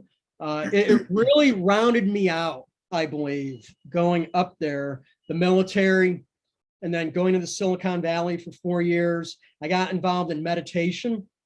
Cool. Because I was at a point when I was doing a startup, there was 3 of us, and I was the operations guy, and it was an automotive repair business model. We were using technology to move cars around and connect customers with proper repair shops using technology. And for me, it was intense. I was on the verge of breaking. I was losing my mind because it was an operationally complex business model that I had to navigate, that I had to work through. And it was a great experience because we went through investors, we raised money, we went to venture capitalists. I went from raising funds to developing SOPs, running ops, to scaling the business to where the business has been acquired. And great experience. I got into meditation there because there was a meditation center by my house, and I always was fascinated with meditation, martial arts, Bruce Lee, and that's where I got involved with meditation. Okay. And that's the second teaching on relationships I heard. That was another seed planted into me about the value of relationships. And one day the teacher was talking about relationships, and he said, we go through our lives and we don't value relationships as we should. Everything you touch, you have a relationship with. The environment, how you see the world is it's more than just 2 people. You have a relationship with everything. This coffee mug, the environment. And he helped me understand and look at things in a different manner, and valuing the environment that much more. Sure. Valuing the things I touch that much more, and valuing the relationships I have with others that much more. I probably taught you, and I think my family's done that for me more than anything since I've left it all, is taking the time to value it, to look around. Like I'm taking the time. I can't imagine how many times you looked around, just looked behind you, like, wow, I value all of this because it's just gorgeous. When you're in the unit or you're doing ops, you don't really have the time you try to enjoy it, but maybe you don't have the time to enjoy it. Or because there's something else pressing on your mind, like going and kicking in a door. I couldn't. Try is not an option, but I was never at a state of complete peace. Yeah, gotcha. Yeah, I remember the first time I went through any type of therapy. The therapist had me read a book on mindfulness, and I never knew about the concept of mindfulness until then. And I think, living in the present moment for people, that's the reason we have so many issues. I don't know, but you probably know this better than me. You're so much more well-versed on the Eastern, Far East, philosophy. I think it might be Lao Tzu who said something that was to the effect of, like, if you're living in the past, you're depressed. If you're living in the future, you have anxiety. And you need to be living in the present. And it really is true. I mean, we spend so much time thinking about, I regret this. I wish I would have done this differently. And then, man, what's this going to look like in a year, 5 years from now? And people really don't get out, and they don't see a sunset. They don't meditate. They don't, all these things that in the present moment. And I know Chris stresses this on the show, that, like, in the present moment, everything is fine. Most of us are doing okay. And we're worried about all these past mistakes we made and all these things that are going to go wrong in the future. And we don't value the present moment. And really, that's where it's at. That's where it's at. And that's where the Stoics talk about it too, Marcus Aurelius. And that's where I learned about relationships for the third time, that seed that Marcus Aurelius speaks about in his book Meditations, which to me is a phenomenal book. It's like number one reading for me. Marcus Aurelius, amazing. philosopher, leader, Yeah. emperor, warrior. He's a total package guy. You want to take some knowledge and some wisdom, read the book Meditations, but he talks about relationships in that book. And he says there's 3 types of relationships that we need to, I guess, garner or nurture at all times. The relationship you have with yourself, that's numero uno. The relationship with the divine, you can interpret that however you want to interpret that. Yep. And then thirdly, the relationship you have with your other mortal souls, with people. So that was a moment I had. I read that a few times, and I looked back to my time at the unit, my time doing the meditation teachings, and I created the 3 rings of relationships for Zen Commando. And that's one of the things we talk about. That's concept 1. I have 2 concepts we talk about when folks come here. Concept 1 is relationships. The relationship you have with yourself, the relationship you have with the environment, and the relationship you have with others. And we have to work on each one of those. But the most important relationship is the one you have with yourself. Because you can't have the other 2 if you don't get the relationship you have with yourself right first. Yep. And it's taken me a long time to get I'm still a mess. But I recognize that, and I'm working on it. Yeah, I'm all of us sharing are. it. Mind, body, spirit. That's us. What are you doing mentally? What's your mindset like? Do you have a growth mind?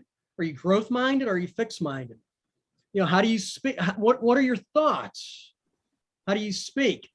How's your behavior? And these lessons that I've taken away from my studies of military theory, Eastern philosophy, yoga, Stoicism, Buddhism, Christianity. There's common themes that we all have. I've taken them all.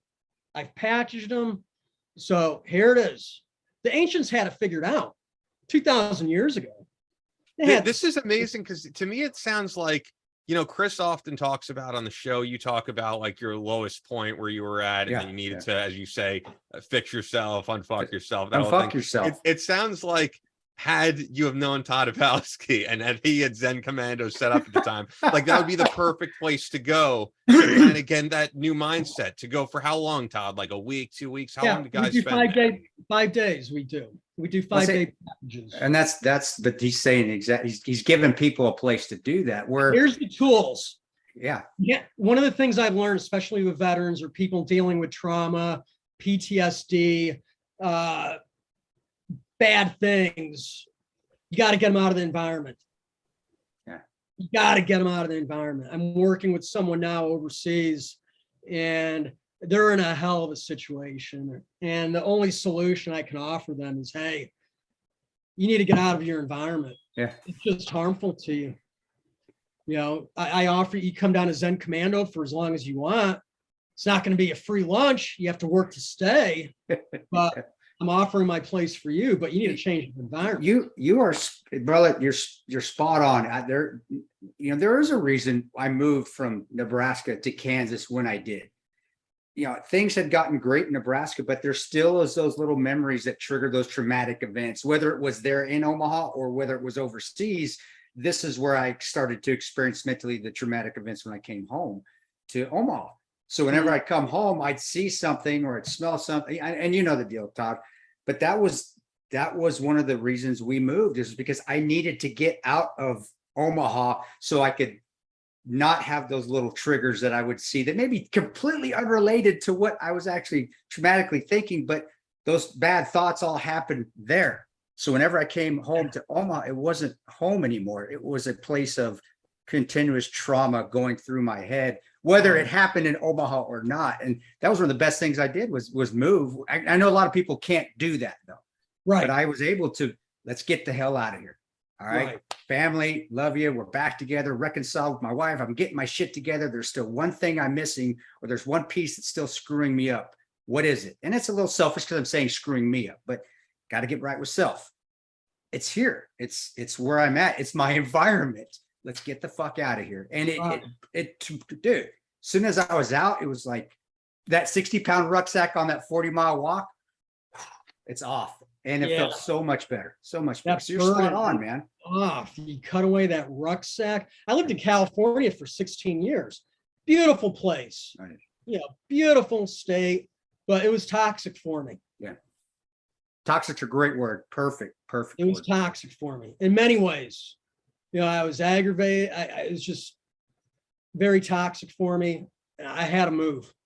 I had to cut away, and that's why I moved here to Costa Rica. And it was kind of like going in the Marine Corps. I never thought in a million years would I be living in Costa Rica, talking hablo español, rice and beans. I go, never. My parents are rolling over in their grave right now. What do you think you're doing? But it's been a great experience in Costa Rica. This it provides me the environment of nature where I can bring people. Sure. This is medicine. Nature is a drug. Yeah. Air. Yeah. Chi or prana, call it whatever you want. Food, we talk about food being fuel. Zen Commando, we focus on air. Air is your food. Yeah. How do you breathe? How do you practice your breathing? You talk about some sort of centering and ki or chi, depending if you're Chinese or Japanese, whatever. I completely agree. Air is energy. It's huge. Air is powerful. And one of the things I teach here is how to leverage that air, to maximize your full potential. Because in essence, my Zen Commando, the tagline per se, suffer less, perform more. Suffer less, perform more. That's what I'm about. We all suffer. Yeah. We all suffer. That's the first noble truth of Buddhism is suffering. We all are suffering. Jesus Christ died why? Our suffering, our sins, it's all the same stuff.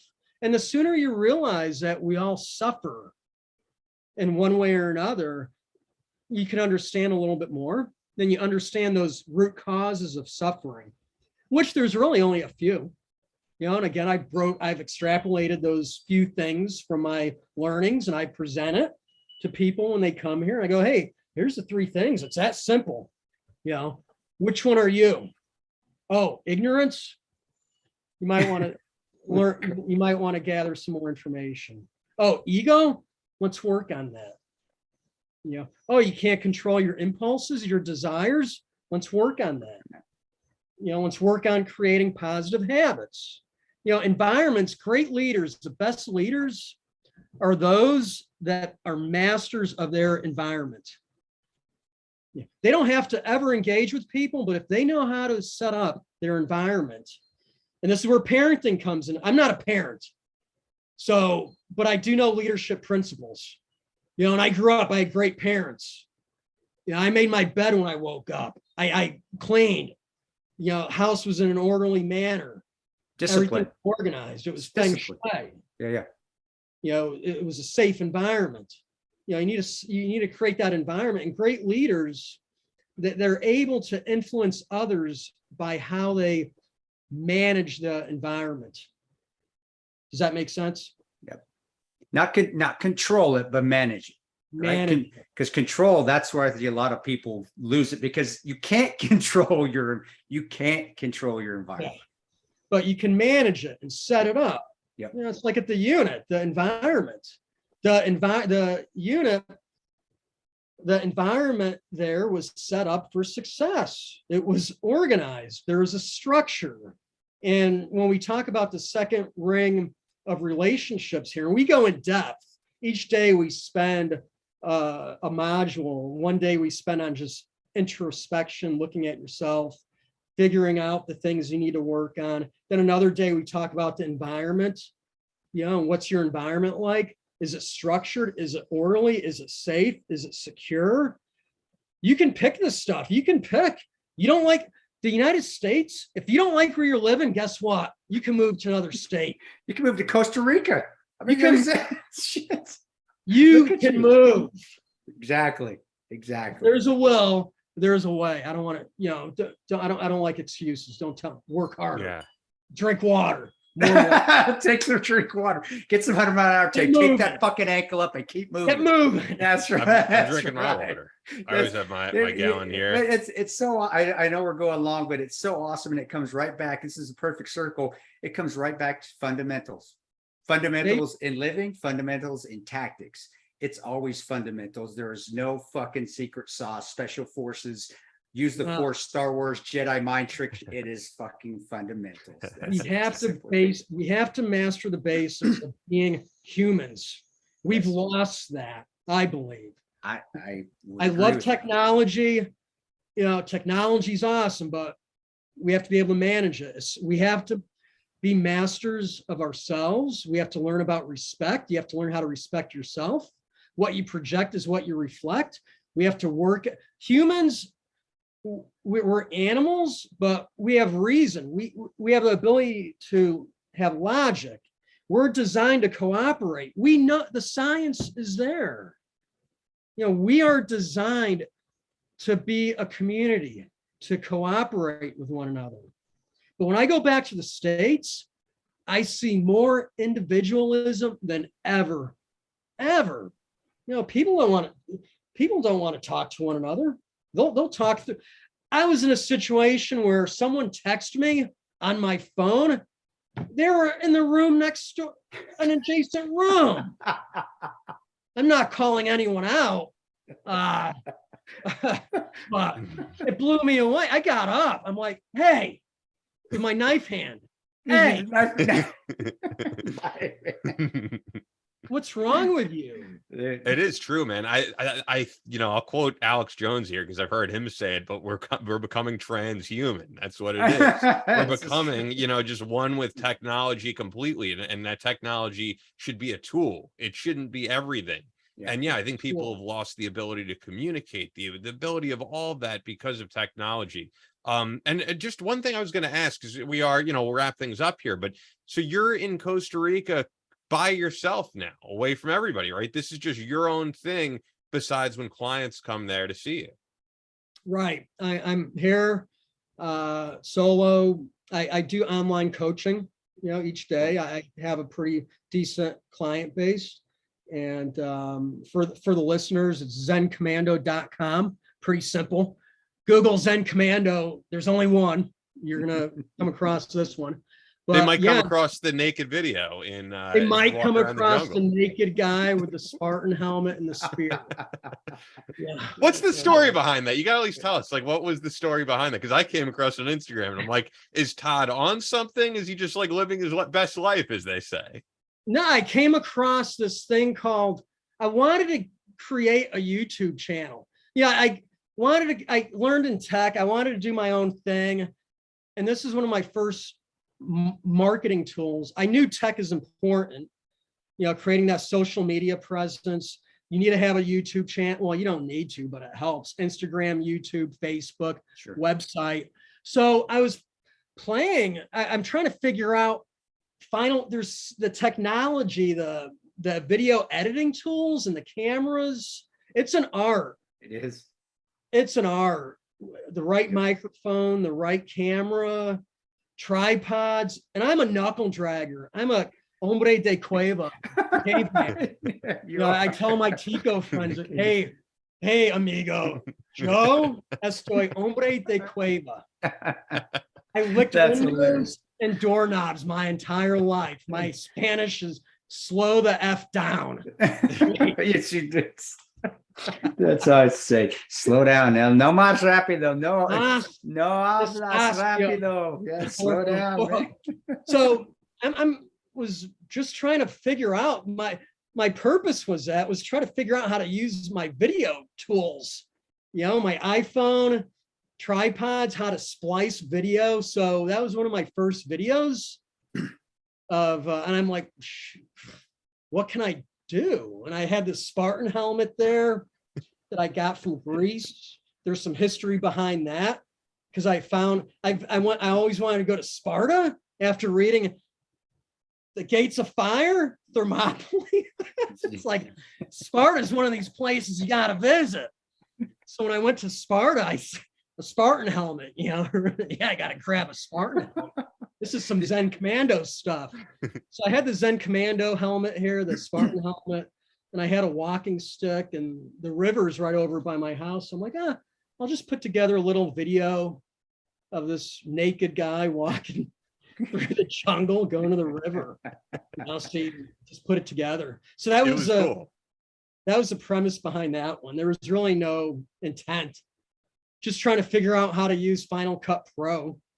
But it's also just you being completely comfortable and saying, this is who I am, I think, you know, and I think that's what attracts people. Like when I previously worked at SOFREP, right, where I met you, Nick Cahill, who was our photographer and videographer, and he went to Burning Man every year, and he had this idea in mind that sounds insane. He goes, I want to skydive into Burning Man naked.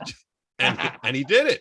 It was like a dream. And you know, I think this is life. Like you only get to experience it once. And for you to put up the video like that, people could go, what the fuck is this guy doing? But for you, it's just like, this is me in nature, being me, expressing myself. And I think people will get the idea that they come there to Costa Rica and they could be completely free of all this stress and all this, you know, everything by the book and everything uniform. And you're kind of just doing your own path there. Yeah. And part of that, Ian, to your point, freedom, we can look at that many ways. How you define freedom. Freedom to do whatever you choose to do, or freedom from what bonds you and holds you as a slave. Yeah. And that's the freedom that I seek. You know, and that only comes through detachment. You know, for a long time through my life, you know, I only knew one person, the person I was told to be. It was only when I left the military and I was able to detach myself. And this is traumatizing for some folks, you know, teaching them, giving them the tools of how to detach from these traumas that they may have been holding on to since they were kids. You know, and that's something I share with people, with how to detach from that. You know, how to detach. You're leaving the military, you're about to become a civilian. Guess what, partner? You need to redefine yourself. You need to find a new purpose. Otherwise, you're going to fall on your face. New purpose, new goals. New purpose, new goals. Yep. You have to wipe the driveway board clean and start afresh. And that's where I help with veterans find that new clarity. That's awesome. Redefine themselves. And it starts with figuring out who you are first, what your passions are. You know, what tools do you bring to the fight? You know, and for me, you know, mindset is very important to me. You know, of all the things that I've gone through, it's always been, my mother used to say, never let them see you sweat. Never let them see you sweat. Never let them see you sweat. You know, she would say, it's all in your head, Todd. It's all in your head, Todd. You know, you go in the Marine Corps, mind over matter, mind over matter, mind over matter. You listen to these gurus, Joe Dispenza, these geniuses. It's all up here. It's all up here.